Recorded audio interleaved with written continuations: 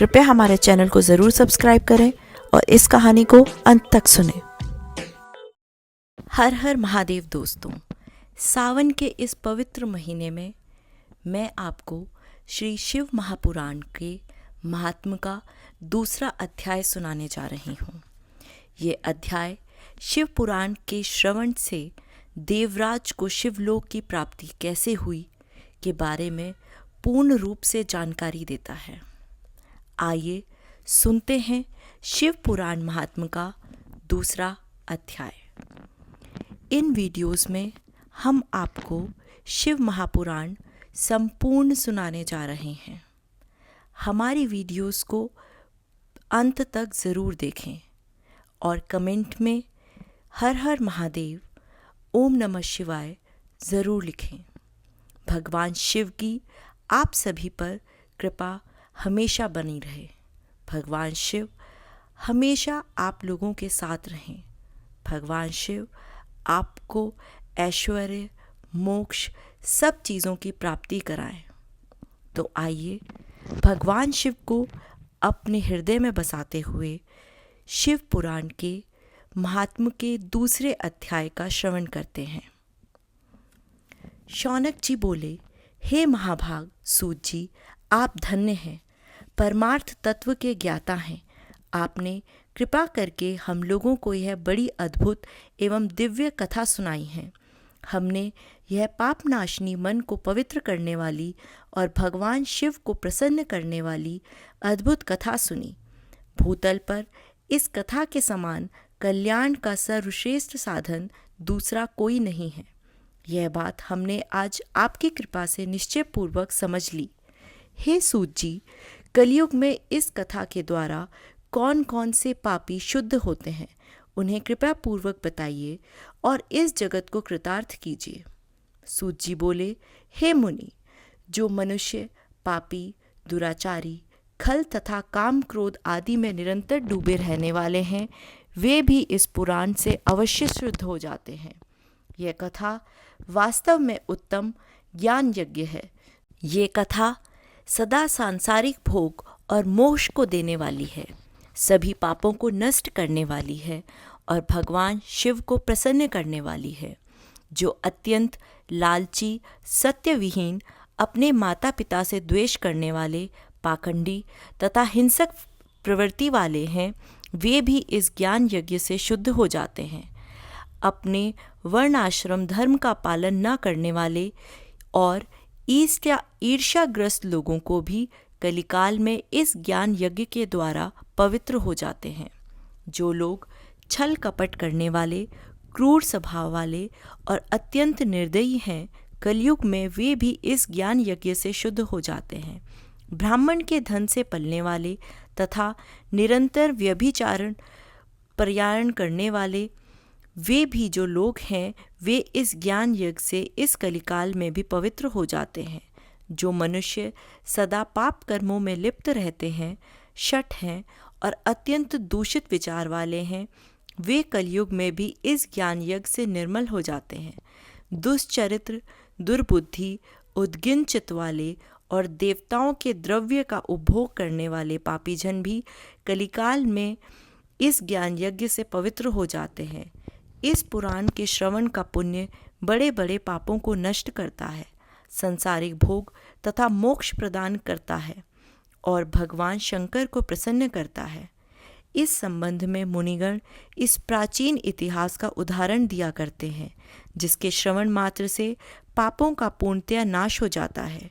पहले की बात है, किरात नगर में एक ब्राह्मण रहता था, जो अज्ञानी, दरिद्र, रस बेचने वाला तथा वैदिक धर्म से विमुख था। वह स्नान, संध्या आदि कर्मों से भ्रष्ट हो गया था और वैश्य प्रवृत्ति में तत्पर रहता था। उसका नाम था देवराज। वह अपने ऊपर विश्वास करने वाले लोगों को ठगा करता था।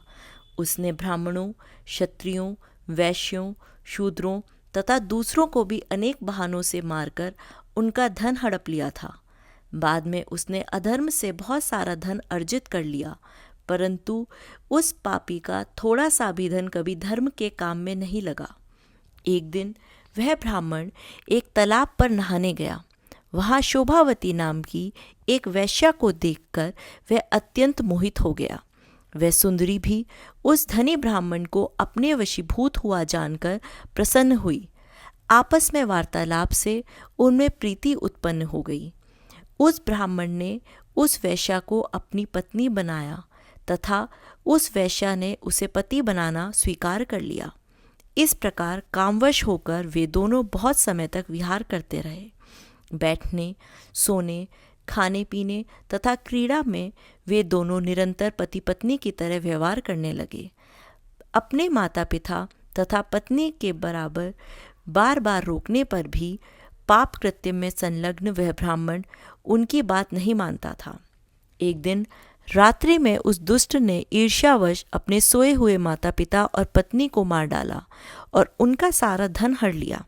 वेश्या ने आसक्त चित्त वाले उस कामी ने अपना और पिता आदि का सारा धन उस वेश्या को दे दिया। वह पापी अभक्ष्य भक्षण तथा मद्यपान करने लगा और वह नीच ब्राह्मण उस वेश्या के साथ एक ही पात्र में सदा झूठा भोजन करने लगा। एक दिन घूमता घूमता वह देव्य लोक से प्रतिष्ठानपुर में जा पहुंचा। वहां उसने एक शिवालय देखा जहां बहुत से साधु महात्मा एकत्र हुए थे। देवराज उस शिवालय में ठहर गया और वहां उस ब्राह्मण को ज्वर आ गया। उस ज्वर से उसको बड़ी पीड़ा होने लगी। वहां एक ब्राह्मण देवता शिव पुराण की कथा सुना रहे थे। ज्वर में पड़ा हुआ देवराज ब्राह्मण के मुखारविंद से निकली हुई उस शिव कथा को निरंतर सुनता रहा।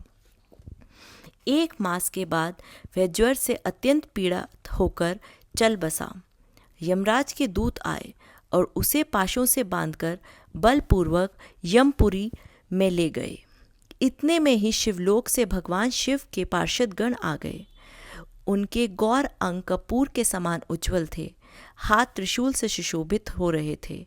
उनके संपूर्ण अंग भस्म से उद्भासित थे और रुद्राक्ष की मालाएं उनके शरीर की शोभा बढ़ा रही थीं। वे सब के सब क्रोध करते हुए यमपुरी में गए और यमराज के दूतों को मार पीट कर बारंबार धमकाकर उन्होंने देवराज को उनके चंगुल से छुड़ा लिया और अत्यंत अद्भुत विमान पर बिठाकर जब वे शिवदूत कैलाश जाने को उद्गत हुए, उस समय यमपुरी में बड़ा भारी कोलाहल मच गया। उस कोलाहल को सुनकर धर्मराज अपने भवन से बाहर आए। साक्षात दूसरे रुद्रों के समान प्रतीत होने वाले उन चारों दूतों को देखकर धर्मज्ञ धर्मराज ने उनका विधिपूर्वक पूजन किया। यम ने ज्ञान दृष्टि से देखकर सारा वृतांत जान लिया। उन्होंने भय के कारण भगवान शिव के उन महात्मा दूतों से कोई बात नहीं पूछी। यमराज से पूजित तथा प्रार्थित होकर वे शिवदूत कैलाश को चले गए और उन्होंने उस ब्राह्मण को दया सागर शाम्ब शिव को दे दिया। शिव पुराण की यह परम पवित्र कथा धन्य है, जिसके सुनने से पापी जन भी मुक्ति के योग्य बन जाते हैं। भगवान सदाशिव के परम धाम को वेदज्ञ सभी लोगों में सर्वश्रेष्ठ बताते हैं। ब्राह्मण, क्षत्रिय, वैश्य, शूद्र तथा अन्य प्राणी, यहाँ तक कि जिस पापी ने धन के लोभ से अनेक लोगों की हत्या की तथा अपने माता पिता और पत्नी को भी मार डाला, वह वैश्यागामी शराबी ब्राह्मण देवराज भी इस कथा के प्रभाव से भगवान शिव के परम धाम को प्राप्त कर तत्क्षण मुक्त हो गया। इस प्रकार श्री स्कंद महापुराण के अंतर्गत शिव पुराण महात्म्य में देवराज मुक्ति वर्णन नामक दूसरा अध्याय पूर्ण हुआ। हर हर महादेव। दोस्तों, आज की इस वीडियो में बस इतना ही। आपको ये वीडियो कैसी लगी आप हमें कमेंट में ज़रूर बताएं और अपने दोस्तों के साथ ज़रूर शेयर करें। हमारे चैनल को भी सब्सक्राइब कर लें। फिर मिलते हैं किसी नई वीडियो के साथ। तब तक के लिए धन्यवाद।